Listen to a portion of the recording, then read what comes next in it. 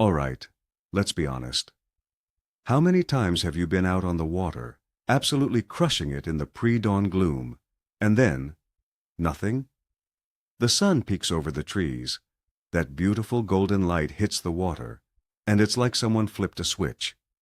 The bite just dies. Complete silence. You've been told your whole life that this is the golden hour, the magic time. But what if I told you that for about 30 minutes, it's actually a complete dead zone? Today, we're not just going to talk about this frustrating phenomenon. We're going to dissect it.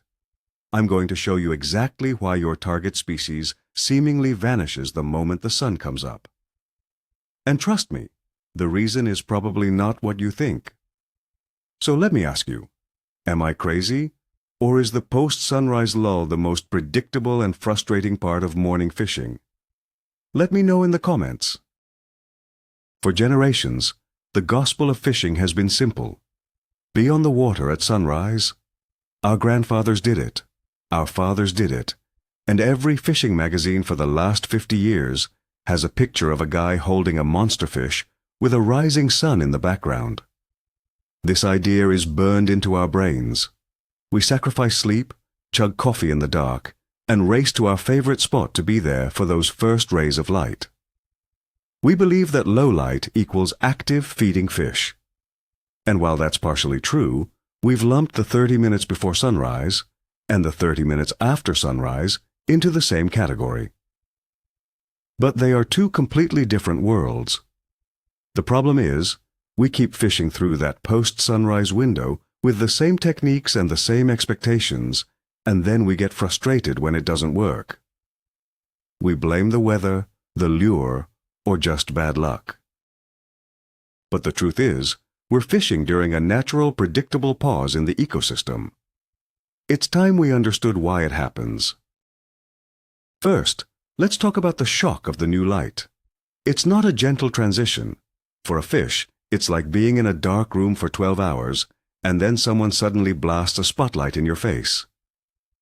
In the dark, predators like bass, walleye, and trout are using their senses differently.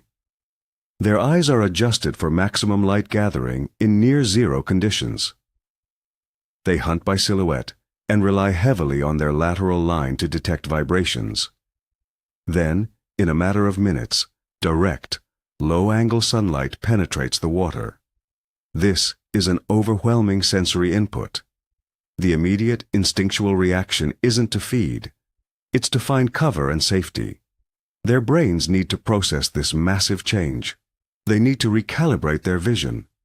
This shock sends them into a temporary lockdown where they'll tuck into the nearest weed bed, stick to a log, or suspend over deep water. They are essentially hitting a biological pause button until their world feels stable again, and that pause is the dead zone you're experiencing. Now consider the baitfish. They are the key to everything. You might think that with more light, baitfish would become more active and easier for predators to see. But their reaction to that first blast of sun is identical to the predators: panic and cover. Schools of minnows, shiners, or shad that were scattered and feeding loosely in the dark will instantly tighten up and dive for the nearest piece of structure. They know that this new visibility makes them incredibly vulnerable. They are no longer just dark shapes in the gloom. They are now flashing silver targets. So, they bolt. This mass exodus of the food source is a major reason the bite stops. The predators you were just catching are now watching their breakfast disappear into hiding. A predator isn't going to chase a panicked ball of baitfish into thick cover. Instead, it will wait. It will hold its position and wait for the bait to calm down and venture back out, which often doesn't happen until that initial 30-minute shock has worn off. Let's move on to visual acuity and the predator's disadvantage. It sounds counterintuitive, right? More light should mean a predator has an easier time hunting. But that's not how it works in this specific window. A base's eye is a magnificent piece of biological engineering designed to excel in low light. It has a high concentration of rods, which are great for detecting movement and contrast in the dark. However, it takes time for their eyes to adjust to bright conditions, just like it takes your eyes a minute to adjust when you walk outside into the sun. During this 30-minute transition, they are caught in between. Their night vision is now useless, and their day vision hasn't fully kicked in. They're in a state of temporary visual impairment. They can be easily spooked and are less confident in their attacks. They are far more likely to stay put and wait for their vision to fully adapt to the new brightness before they expend the energy to hunt again. You're essentially casting to a fish that is partially blind. The concept of repositioning is also critical here. The locations where fish feed at night are often not the same places they hold during the day. Under the cover of darkness, predators will roam shallow flats, push right up against the bank, and cruise open water in search of food. They feel safe and are actively hunting. That first touch of direct sunlight is the dinner bell signaling the end of the night shift. It's the trigger that tells them it's time to move from their shallow, exposed hunting grounds to their daytime holding spots. This could be a deeper weed line, a submerged rock pile, or a shady dock. This 30-minute window is their commute time. They are not focused on eating. They are focused on traveling from point A to point B. If you're still casting on that shallow flat where you caught them 20 minutes earlier, you're now casting to empty water. The fish have already packed up and left for the day. Now, let's debunk the golden hour myth itself. Where did this idea even come from? Mostly from photography. The low-angle, warm light of sunrise and sunset is beautiful. It makes for great pictures and videos, including those hero shots of anglers with their catch. Over time, this aesthetic preference has been conflated with prime feeding time. People see beautiful light and assume it must be great for fishing. And for the hour before sunrise, it absolutely is. But the 30 minutes after is a different story. The term golden hour groups two very different biological periods together. It's a marketing term, not a scientific one. By clinging to this idea, we waste time fishing in a period of transition and shock, rather than understanding the distinct phases of the morning and adapting our strategy. The real golden opportunity is the gray light of dawn, not the bright gold of sunrise. Think about the water column itself. The sun doesn't just add light, it adds energy in the form of heat. Even on a cool morning, that first direct sunlight begins to warm the very top layer of the water. This can create a microthermocline, a tiny layer of warmer water right at the surface. This subtle but rapid change in temperature can be another signal for fish to alter their behavior. Many species are incredibly sensitive to temperature gradients. They might move slightly deeper to stay in the stable, cooler water they were in all night. This also affects the smallest organisms in the food chain, like zooplankton, which may also move in the water column in response to light and temperature. This chain reaction, starting from the very bottom of the food web, contributes to the overall pause. The entire ecosystem is adjusting to the new thermal environment, and this adjustment period is not a prime time for feeding. Let's also touch on the behavior of different species. This isn't just a base fishing phenomenon. Walleye, for example, are famously light-sensitive due to their large light-gathering eyes. That first blast of sun will absolutely shut them down and send them deep or into the thickest cover they can find. They are a classic crepuscular feeder, meaning they are most active during dawn and dusk, but the dawn part for them ends the second direct sun hits. Similarly, many species of trout, especially larger wary brown trout, will use the cover of darkness to feed in shallow water. The sunrise is their cue to retreat to the safety of undercut banks, log jams, or deep pools for the rest of the day. While some species might be a bit more tolerant, the general rule across the board for most major freshwater predators is that this rapid light transition is a signal to stop hunting and seek shelter. Consider the angler's own visibility. In the dark, you and your boat are just a silhouette. Your line is invisible. your movements on the bank are obscured.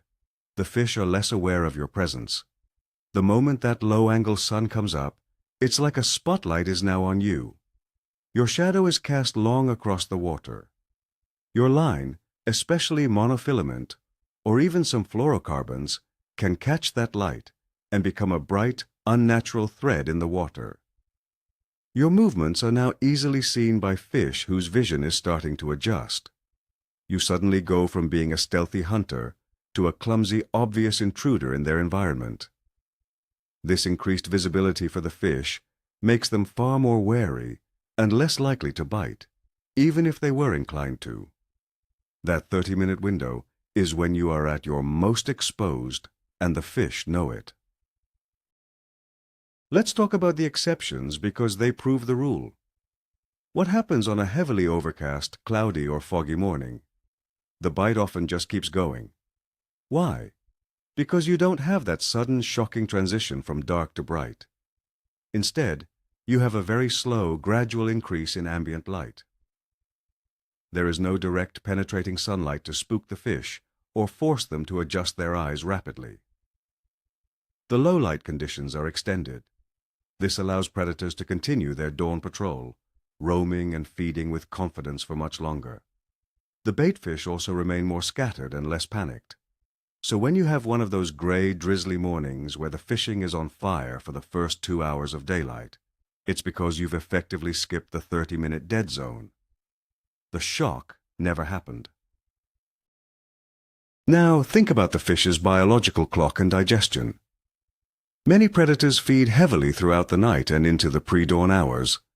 Just like us, after a big meal, there's often a period of rest and digestion. It's possible that this post-sunrise lull coincides with a natural digestive period for fish that have been successfully feeding for the last several hours. The rising sun acts as an external cue, signaling the end of the feeding period and the beginning of a resting phase. They move to their safe daytime spots, not just to hide, but to conserve energy and process the food they've already consumed. They are not hungry, so you can throw the most perfect lure in the world at them, but if they are full and in a digestive state, they simply will not eat. It's like trying to offer a dessert to someone who just finished an all-you-can-eat buffet. Let's re-examine the period before sunrise to understand the contrast. In the hour leading up to dawn, you have the opposite effect. The environment is slowly transitioning from pitch black to a dim gray light. This is the true magic time. Fish's eyes are perfectly adapted to this level of light. They feel safe and hidden, yet have just enough visibility to hunt effectively. Baitfish become more active, but are still vulnerable and silhouetted against the brightening sky. This is the peak of the morning feeding window. The mistake we make is assuming this peak condition continues once the sun is actually visible. It doesn't. The moment that orange ball appears on the horizon, the conditions that created the perfect storm for feeding begin to rapidly deteriorate. The 30-minute dead zone is the hangover from the pre-dawn party. Now, what about lure and presentation changes? During the pre-dawn, darker, more subtle lures often excel. Things that create a silhouette, like a black buzzbait, or lures that give off vibration, like a chatterbait, are deadly. Anglers are often throwing these as the sun comes up. But in this new, bright, clear environment, that same lure can look unnatural and intimidating. The fish are now seeing it in high definition for the first time, and they can become wary of it. This period of sensory adjustment for the fish also means they are less likely to react to any lure, but a big, noisy, dark lure from the night shift is especially likely to be ignored or to even spook them. The conditions have changed in a flash, but the angler is often 5 or 10 minutes behind, still using a presentation that is no longer effective. By the time you switch to a more natural finesse presentation, the fish have already moved on or shut down. Let's picture a real-life scenario. You're on a point that drops off into deep water. An hour before sunrise, you're catching bass that have pushed up onto the shallow top of the point to ambush baitfish. You're catching them on a topwater lure. Life is good. The sky gets brighter. Then the sun crests the trees. You make another cast with your topwater lure to the same spot. Nothing. You make 5 more casts. Still nothing. The water looks dead. What happened? In those few minutes, the baits that were on top of that point used the new light as a signal. They simply slid off the edge of the point and are now suspending 10 to 15 feet down in the deeper, safer water. They didn't leave the area, they just changed their address. You're still fishing their old house, but they've already moved. The dead zone you're experiencing is because the fish are in transit. Another factor is the change in dissolved oxygen levels. It's a bit more scientific, but it plays a role. During the night, without sunlight, aquatic plants and algae are not performing photosynthesis. In fact, they are respiring, which consumes oxygen. This means that right before dawn, the dissolved oxygen levels in the water are often at their lowest point, especially in weedy, fertile lakes. When the sun finally rises, photosynthesis kicks back into gear and plants begin producing oxygen again. This swing in water chemistry is another environmental stressor. While it may be subtle, fish are highly attuned to oxygen levels. This change, combined with a drastic shift in light and temperature, adds to the overall state of flux in the ecosystem. It's yet another reason for fish to pause their activity and wait for conditions to stabilize. Think about the psychology of the predator. A successful predator relies on ambush and advantage. Low light provides that advantage. They can get closer to their prey without being detected. They can use the darkness to mask their approach. The arrival of bright, direct sunlight strips that advantage away. Suddenly, they are exposed. Their prey can see them coming from much farther away. The hunt becomes more difficult and requires more energy for a lower chance of success. So, from a pure energy conservation standpoint, it makes more sense for a predator to not even try hunting in these rapidly brightening conditions. They are better off waiting for a more opportune time, like when the sun is higher and they can use shadows from overhead cover, or waiting for the evening low-light period to begin again. That 30-minute window is a tactical nightmare for them. We also misinterpret the signs. Sometimes, in that first few minutes of sun, you'll see a flurry of surface activity. Baitfish skipping, maybe even a bass or two breaking the surface. We see this and think, they're on. But often, what you are seeing is not feeding. It's the panic and chaos I mentioned earlier. The baitfish are being startled by the new light and making a run for cover, and the few bass you see might be taking one last, desperate, reactionary shot at the scattering food before they too shut down and move to their daytime spots. It's the chaotic final moments of the morning feed, not the beginning of it. We see the commotion and keep casting, thinking the bite is about to explode, when in reality, we're just witnessing the closing ceremonies. The party is over. So what should you be doing during this 30-minute dead zone? The answer is, stop fishing and start thinking. This is the perfect time to not make a cast. Instead, use this window strategically. This is when you should be moving your boat. Leave the shallow flat and start scanning the first deep weed line or the nearby rock pile with your electronics. This is the time to retie your lures, switching from your low-light power fishing baits to your more subtle daytime finesse presentations.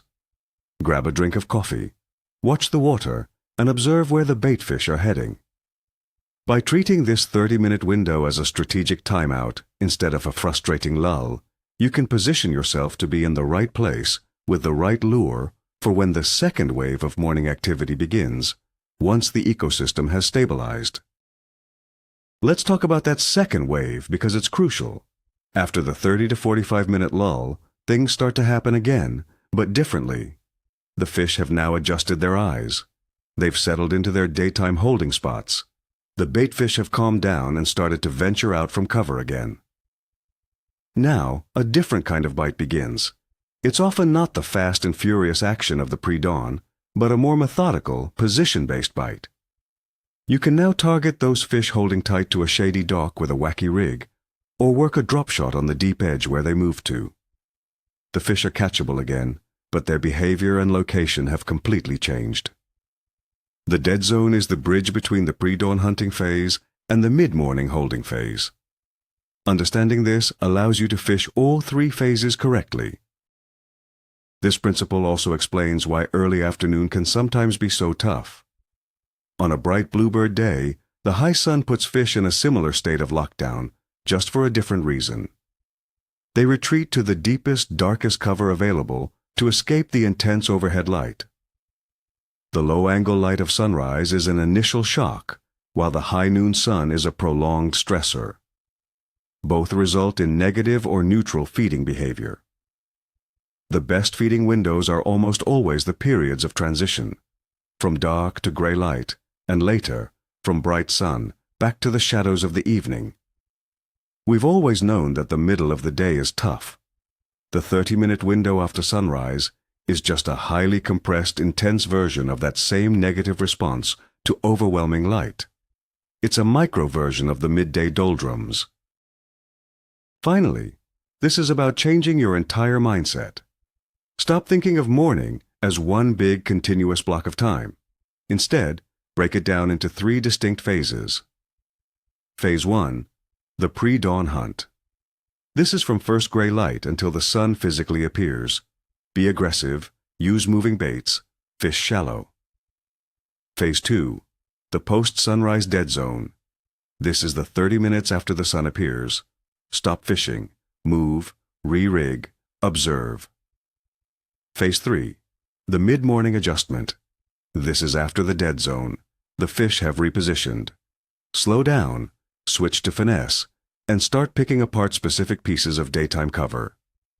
By recognizing these three distinct phases, you'll stop being frustrated by the dead zone and start using it as a crucial part of your overall game plan. It becomes a strategic pause, not a mysterious halt in the action. So, there you have it. That 30-minute window after sunrise isn't a dead zone because of bad luck or the wrong lure. It's a predictable biological event. It's a period of massive sensory shock and transition for the entire aquatic ecosystem. The sudden, intense light blinds and panics both predators and prey, sending them running for cover. The fish aren't ignoring your lure. They're in the middle of their morning commute, moving from their nighttime hunting grounds to their daytime safe houses. The big aha moment here is realizing it's not about low light in general. It's about the rate of change of that light. The slow, gentle transition before sunrise is magic. The rapid, shocking transition after sunrise is a system reboot. Understanding this completely changes how you should approach the first hour of daylight. You can now use that dead zone to your advantage, repositioning yourself for the next phase of the bite, instead of wasting casts on fish that simply aren't there or aren't willing to eat. Thank you so much for watching. If this video made you rethink your morning routine, hit that like button and subscribe for more content that breaks down the why of fishing. Now I want to hear from you. What is the one fishing rule you were always taught that you've discovered is completely wrong? Let's challenge some more old wisdom in the comments below.